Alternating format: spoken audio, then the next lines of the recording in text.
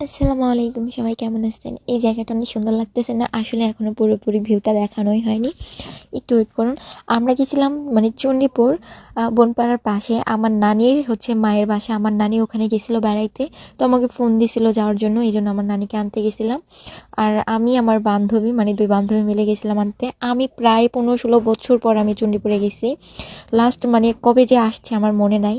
তো গিয়ে নানিকে নিয়ে আসছি। আমার নানির মা কিন্তু এখনো মানে বেঁচে আছে। সবাই হচ্ছে আম দোয়া করবেন তিনি যেন আরো ভালোভাবে বাঁচতে পারে, সুস্থভাবে থাকতে পারে। উনি কিন্তু এখনো নিজের কাজ সবকিছু নিজে করতে পারে। খাওয়া-দাওয়া সবকিছু টোটাল। তো এই জায়গায় আসার পর এত ভালো লাগতেছে, চারিদিকে মানে অনেক সুন্দর জায়গা, কি বলবো? আর আমি এখানে কুশির খাইতেছি আর হাঁটতেছি, আর জায়গাটা এত সুন্দর। আমার নানা কিন্তু আমাকে মানে আমার নানির ভাই কিন্তু আমাকে কুশি কেটে এনে দিছে। আমি কুশির অনেক পছন্দ করি, আর ওখানে যেহেতু ফার্ম আছে, তো অনেক অনেক অনেক দেখলাম। তো যাদের আমার ভিডিও ভালো লাগে অবশ্যই ফলো দিয়ে পাশে থাকবেন। আর এই যে আমরা 3 বান্ধবী, আল্লাহ হাফেজ।